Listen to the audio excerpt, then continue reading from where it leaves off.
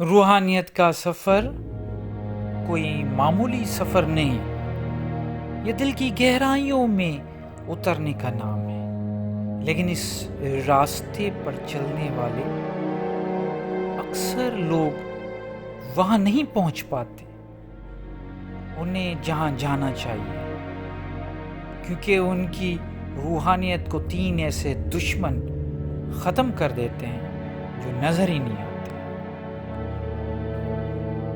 بہت سے لوگ روحانیت کی منزل پر نکلتے ہیں، کچھ نمازیں پڑھتے ہیں، کچھ ذکر کرتے ہیں، کچھ خدمت کرتے ہیں، لیکن پھر اچانک ان کا دل سخت ہو جاتا ہے۔ ان کی نمازوں میں وہ سکون نہیں رہتا اور ان کا دل وہاں کا وہاں رک جاتا ہے۔ ایسا کیوں ہوتا ہے؟ روحانیت ایک نازک پھول کی طرح ہوتی ہے۔ اسے ختم کرنے کے لیے کسی بڑے گناہ کی ضرورت نہیں ہوتی، بس 3 ایسے چھوٹے چھوٹے زہریلے کام ہیں، اسے اندر ہی اندر کھا جاتے ہیں۔ تو ناظرین، آج کی اس ویڈیو میں ہم ان 3 خطروں کی بات کریں گے جو ہر سالک کی روحانیت کو تباہ کر دیتی ہیں۔ آپ میں سے ایسے بہت سارے روحانی مسافر ہوں گے جن کو ان 3 چیزوں نے تباہ کر دیا۔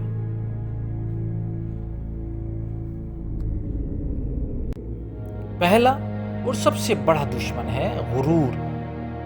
اسے روحانی غرور یا اسپرچول ایگو کہتے ہیں۔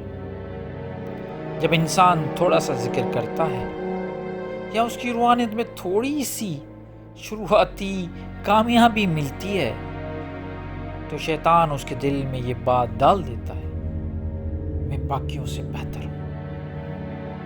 وہ دوسروں کی خامیوں نکالنا شروع کر دیتا ہے۔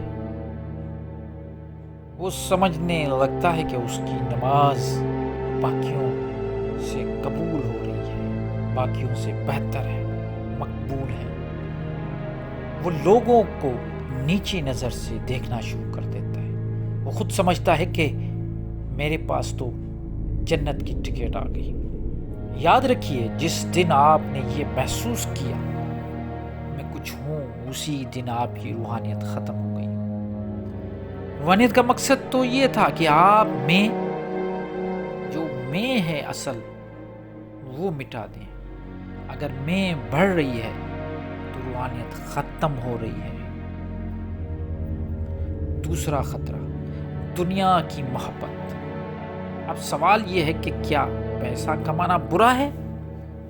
نہیں، لیکن روحانیت تب ختم ہوتی ہے جب دنیا میں دل اتر جاتا ہے۔ دنیا کا نظام یہ ہے کہ جب آپ اس کے پیچھے بھاگتے ہیں تو یہ آپ سے دور بھاگتی ہے، اور جب آپ اسے دل سے نکال دیتے ہیں تو یہ آپ کے پیچھے پیچھے گھومتی ہے۔ جب آپ کے ہر کام کا مقصد صرف پیسہ اور شہرت ہو جائے، جب آپ کا سکون صرف چیزوں کے ملنے سے جڑا ہو، جب آپ کا دل ہر وقت دنیا کے گناہوں میں الجھا رہے، جب دل میں دنیا کا بوجھ ہوتا ہے تو روحانی روشنی کے لیے جگہ ہی نہیں بچتی۔ ایک ہی برتن میں پانی اور آگ دونوں نہیں رہ سکتے۔ یہ تو دنیا رہے گی، یا تو دنیا یا پھر اللہ کی محبت۔ تیسرا اور سب سے خطرناک دشمن ہے غفلت۔ حضرت سخی سلطان باہو نے فرمایا، جو دم غافل سو دم کافر۔ غفلت کا مطلب ہے اللہ کو بھول جانا۔ ہم زندہ تو ہیں، ہمارا دل دھڑک تو رہا ہے، لیکن ہمارا دھیان اپنے خالق کی طرف نہیں۔ غفلت وہ رسٹ، وہ زنگ ہے جو ہمارے دل پر جم جاتی ہے۔ ہم نماز پڑھتے ہیں پر دل کہیں اور ہوتا ہے۔ ہم قرآن پڑھتے ہیں پر الفاظ ہمارے کہیں اور مطلب سمجھنے کی کوشش نہیں کرتے۔ غفلت کا مطلب ہے بے خبری۔ غفلت کا مطلب ہے بے خبری۔ ہم دنیا کے مسئلوں میں اتنے کھو جاتے ہیں کہ ہم یہ بھول جاتے ہیں کہ ہم یہاں صرف کچھ دن کے مسافر ہیں۔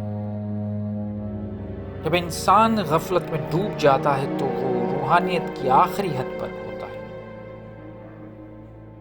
کیونکہ وہ اپنے مقصد حیات سے کٹ چکا ہوتا ہے۔ تو ان 3 دشمنوں سے کیسے بچیں؟ غرور سے بچنے کے لیے عاجزی اختیار کریں۔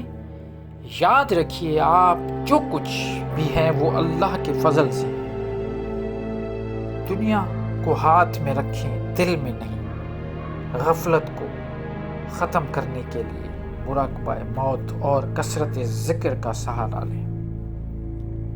دیکھیں غرور کس بات کا؟ ہمیں یہ سوچنا چاہیے کہ ہم جو یہ غرور کر رہے ہیں، اسی غرور کی وجہ سے شیطان قیامت تک مردود ہو گیا، لعنتی ہو گیا۔ اسی غرور کی وجہ سے دنیا کی لالچ نے پتہ نہیں کتنے لوگوں کو اصل مقصد حیات سے ہٹا دیا۔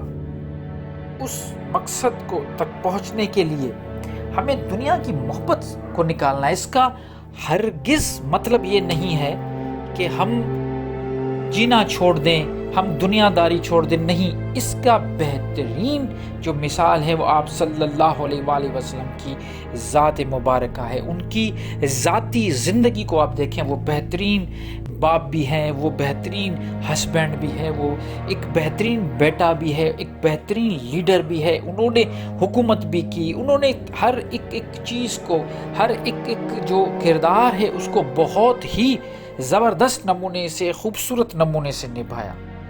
اس سے ہمیں یہ معلوم ہوتا ہے کہ ہمیں دنیا کو ترک نہیں کرنا۔ یہ جو ترک دنیا ہوتی ہے اس سے ہمیں بچنا ہے۔ غرور، ترک اور غفلت تو ایسی چیز ہے کہ وہ جیسے میں نے کہا کہ جو دم غافل سو دم کافر۔ ایک پل بھی اگر ہم غافل ہو گئے تو ہم کافر ہو جائیں۔ اپنے دل کا جائزہ لیتے رہیں کہ آپ میں یہ تینوں چیزیں پنپ رہی ہیں، انہیں آج ہی جڑ سے اکھاڑ پھینکیں۔ روحانیت کا سفر مشکل ضرور ہے، لیکن اگر آپ کا دل صاف ہو تو یہ سفر سب سے حسین ہے۔ اگر آپ کو یہ ویڈیو پسند آئی تو اسے شیئر کر کے کسی اور کا دل بھی روشن کرنے میں مدد کریں، اور ہاں، چینل کو سبسکرائب کرنا مت بھولیے گا۔ ملتے ہیں اگلی ویڈیو میں، تب تک کے لیے مجھے اجازت دیجیے۔